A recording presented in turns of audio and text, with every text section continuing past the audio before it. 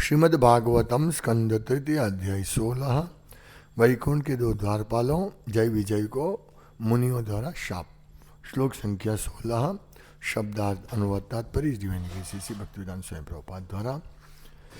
ऋषय ऊचुः न वयं भगवन् विद्मः तव देव चिकीर्षितं कृतो मेऽनुग्रहश्चेति यदध्यक्षः प्रभाषसे। शब्दार्थ ऋषयः ऋषियों ने, ऊचुः कहा, न नहीं, वयम हम, भगवान हे भगवान, विद्मः जानते थे, तब तुम्हारा, देवा हे प्रभु, चिकीर्षितम करने की इच्छा, कृतः किया हुआ, मैं मेरे प्रति, अनुग्रह कृपा, च तथा, इति इस प्रकार, यत् जो, अध्यक्षः परम शासक, प्रभाषसे तुम कहते हो। अनुवाद। ऋषियों ने कहा, हे भगवान, हम यह नहीं जान पा रहे हैं कि आप हमारे लिए क्या करना चाहते हैं, क्योंकि आप सबों के परम शासक होते हुए भी हमारे पक्ष में बोल रहे हैं, मानो हमने आपके साथ कोई अच्छाई की हो। तात्पर्य। मुनिगण यह जान गए कि पुरुषोत्तम भगवान जो सबों के ऊपर है इस तरह बोल रहे हैं मानो उनकी कोई गलती हो गई हो। अतएव उनके लिए भगवान के शब्दों को समझ पाना कठिन हो रहा था, किंतु वे यह समझ गए कि भगवान ऐसे विनीत स्वर में इसलिए बोल रहे हैं जिससे वे अपना सर्वदयामय अनुग्रह उन्हें दिखा सके। ओम ज्ञानतिमिरान्धस्य ज्ञानञ्जनशलाकया चक्षुरुन्मीलितं येन तस्मै श्रीगुरवे नमः। नाम श्रेष्ठम मनुमपि शचीपुत्रं स्वरूपम रूपम तस्याग्रजामुरुपुरिमाधुरीं गोष्ठवतीं राधा कुंडम गिरिवर महोराधिका माधवासं प्राप्त यस्य प्रतितो कृपया श्रीगुरुं तं नतोऽस्मि। वन्देऽहं श्रीगुरु श्रीयुतपदकमलं श्रीगुरुन् वैष्णवांश्च श्रीरूपं साग्रजातं सहगण रघुनाथान्वितं तं सजीवम् साद्वैतं सावधूतं परिजन सहितं कृष्ण चैतन्य देवं श्री राधा कृष्ण पादान सहगण ललिता श्री विशाखान्वितांश्च। हे कृष्ण करुणा सिंधु दीनबंधो जगतपते गोपेश गोपिका कांत राधा कांत नमोस्तुते तप्त कांचन गौरांगी राधे वृंदावनेश्वरी वृषभानुसुते देवी प्रणमामि हरिप्रियवांछा कल्पतरुभ्यश्च कृपा सिन्धुभ्येव च पतितानां पावनेभ्यो वैष्णवेभ्यो नमो नमः। श्री कृष्ण चैतन्य प्रभु नित्यानंद श्री अद्वैत गदाधर शिवासादि गौर भक्तवृंद।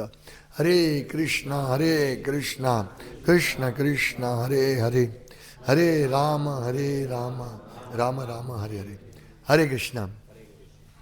भक्त्या माम अभी जानाति यावन यशास्मि तत्वतः। मुझे सिर्फ भक्ति के द्वारा जाना जा सकता है और कोई उपाय नहीं है। ये श्लोक में ऋषि जो शुद्ध भक्त बन गए वे क्या बोलते हैं, हे भगवान, हम यह नहीं जान पा रहे कि आप हमारे लिए क्या करना चाहते, वो भी नहीं समझ सकते भगवान की बात।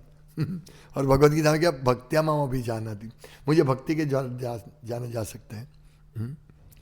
ये भगवान को समझना आसान नहीं है।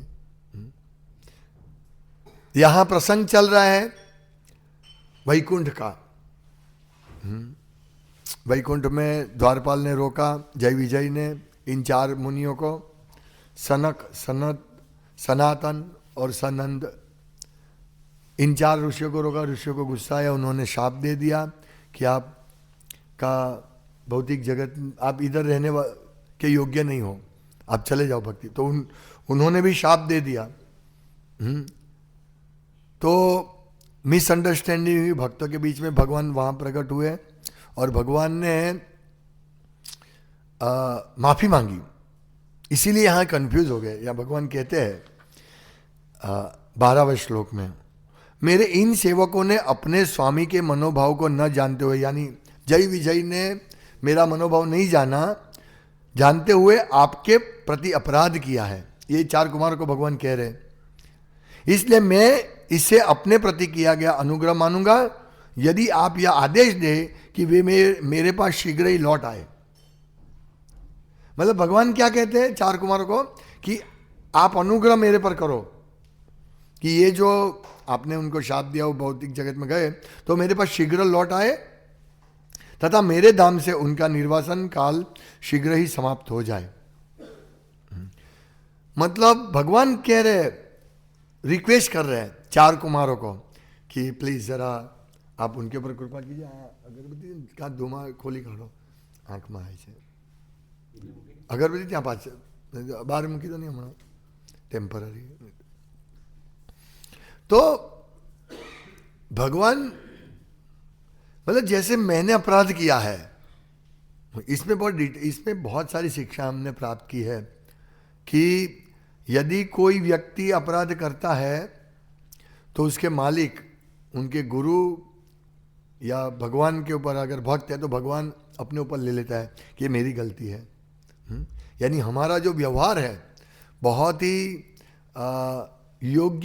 योग्य सुसंस्कृत होना चाहिए, क्योंकि इमीडिएटली भगवान ये ले लेंगे कि ये मेरे भक्त ने किया है, मेरी गलती है। या भगवान ऐसा बोलते कि आप मेरे भक्तों ने जो अपराध किया वो मैंने वो मेरे प्रति अपराध है, मेरा ही अपराध है, मैंने ही किया है अपराध ऐसे, तो अभी आप एक कृपा करो। देखिए भगवान को समझना बहुत मुश्किल है, तो फिर भगवान क्यों कहते भक्त्या मामा भी जानती, मुझे सिर्फ भक्ति के द्वारा जाना जा सकते। इसका प्रभुपाद ने इस तात्पर्य में कहा है कि किंतु वे यह समझ गए कि भगवान ऐसे विनीत स्वर में इसलिए बोल रहे हैं जिससे वे अपना सर्वदयामय अनुग्रह उन्हें दिखा सके। यानी हमें एक ही चीज समझना है कि अगर हम भक्ति करेंगे, भगवान की सेवा करेंगे तो हमें भगवान का अनुग्रह मिलेगा। ये बात है अनुग्रह, यानी भगवान को जानना यानी भगवान का अनुग्रह प्राप्त करना। भगवान को कौन जान सकते हैं?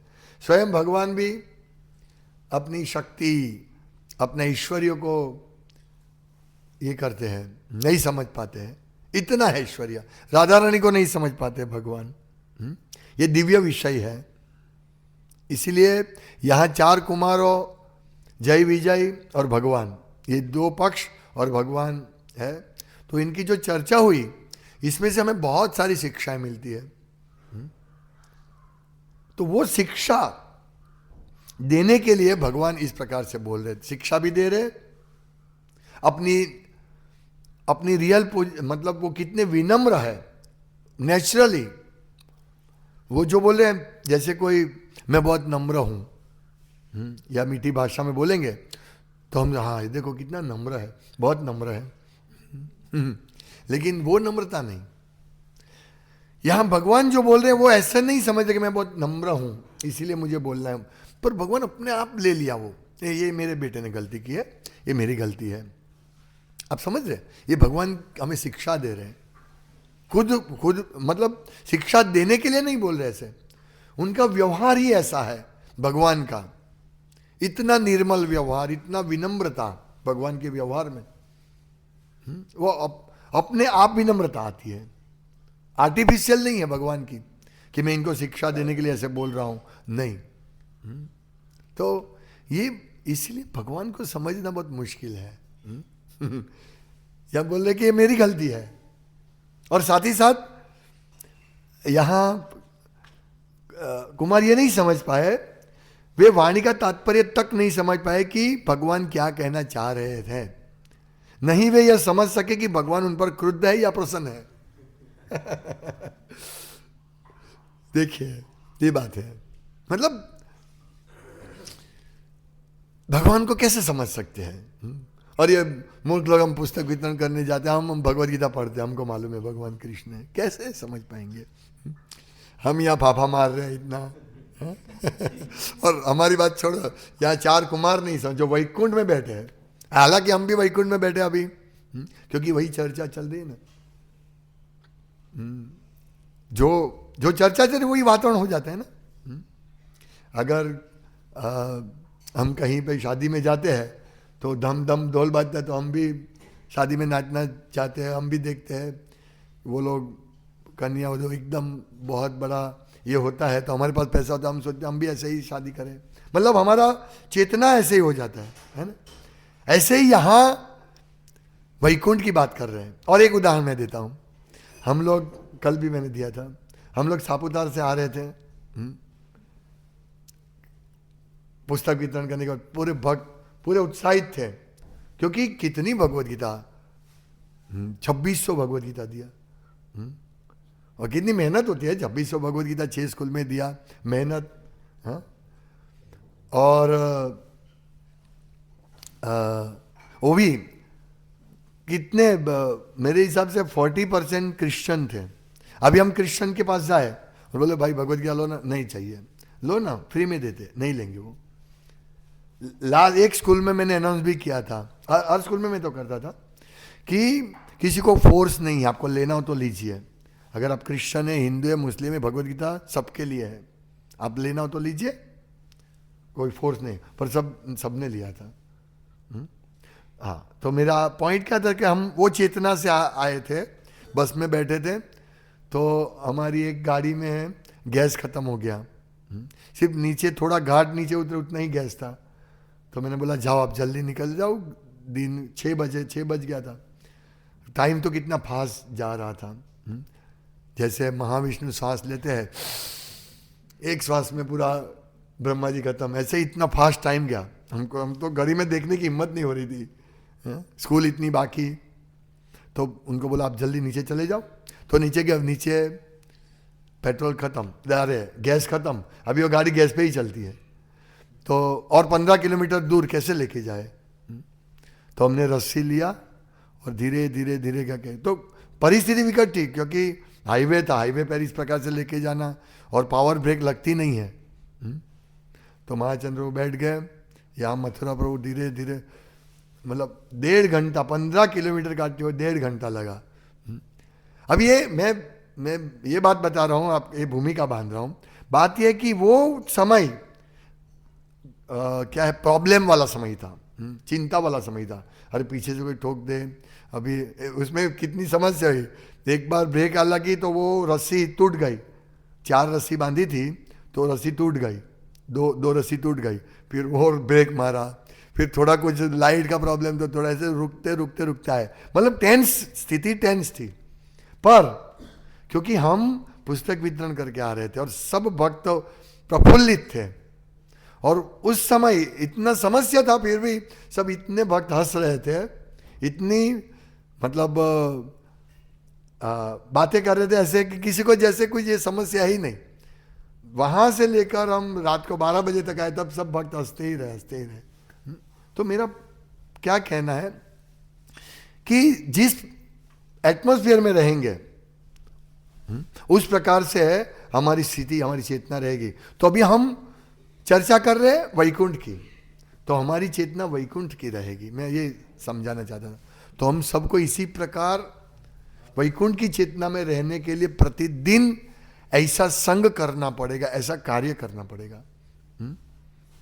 यानी फुल मॉर्निंग प्रोग्राम, फुल, अगर आप यहां नहीं आ सकते घर पे करो। अभी मेरा यही काम है, पूरा साल अभी यही सबको लाना है, यहाँ पूरा हॉल भर जाना चाहिए एवरी डे। ये करना चाहिए हमको।